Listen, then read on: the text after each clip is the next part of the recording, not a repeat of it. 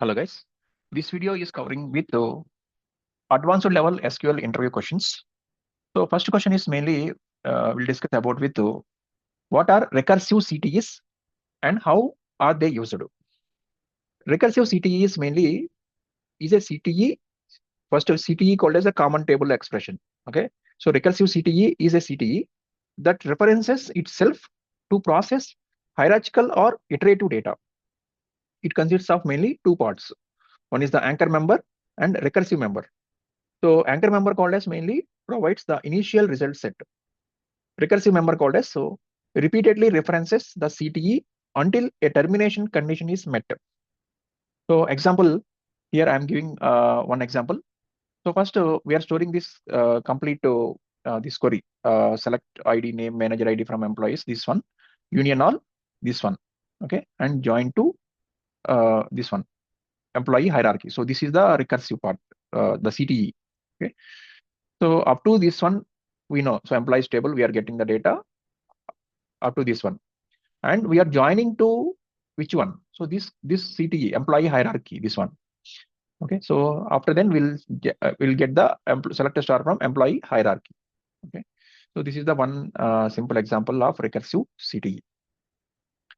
Next, we'll look into what is a materialized view and how is it different from a regular view.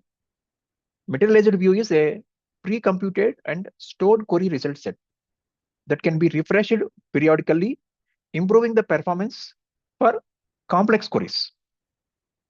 So difference of regular view and materialized view called as mainly regular view is dynamically computes the data each time it is queried.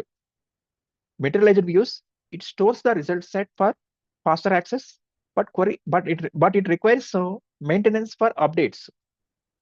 So that is the difference of materialized view and regular view. Next, explain the concept of database partitioning and its advantages. So database partitioning is mainly, it divides a table into smaller, more manageable pieces based on criteria like range, hash, or list values. So advantages called as mainly, it improves the query performance, simplifies the maintenance, enhances scalability for large data sets. So these are the main advantages. And if you look into this, the partitioning example, so create table orders, order ID, int, order date. So if you look into this one, partition by range, so order date, partition P1 values, so and so, partition P2 and condition. Okay. So this is a one simple example. I'm just showing how it is the working. Next, what are database sharding and its use cases? Sharding is mainly horizontal partitioning where data is distributed across multiple databases or servers. So if you consider as like use cases called as large scale applications with high traffic, example, e-commerce platforms, systems needing scalability and fault tolerance. Next, what are the differences between OLTP and OLAP systems? So first of all, OLTP stands for Online Transaction Processing. OLAP stands for Online Analytical Processing. Let's look into OLTP. OLTP is mainly optimized for transactional operations like insert, update, and delete. So example is like banking systems. Whereas OLAP is optimized for complex queries and data analysis. Example, business intelligence dashboards. Next, explain the concept of indexing and its impact on query performance. So basically, indexing is improves the query performance by creating a data structure that allows quick data retrieval.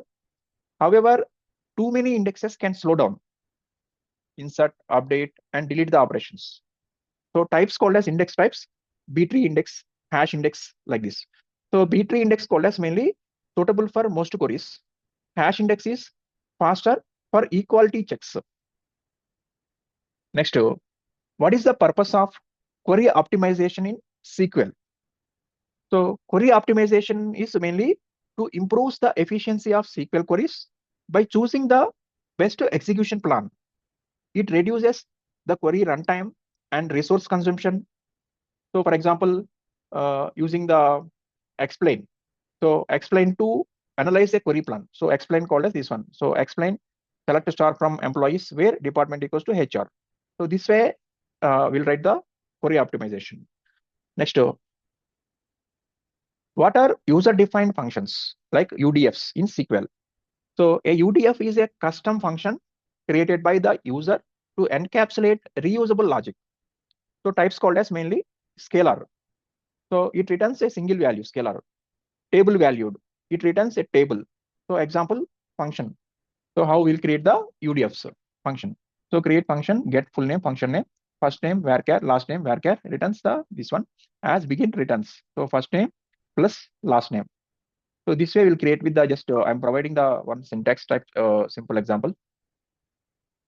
Next, what is the use of row number function? How is it different from rank and dense rank? Which is the most frequent asking question. This is the row number, rank, dense rank. Most frequent asking question. First, we'll look into row number.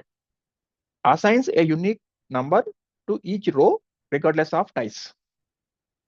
Rank assigns the same rank to tied rows, leaving gaps in rankings. Dense rank assigns a rank without gaps for ties. So if you want this more examples, so let's look into my videos. I have covered number of videos, row number, rank, and dense rank. And here I have provided with one example also, how we'll write the row number and so on. Next, explain the difference between cross join and full outer join.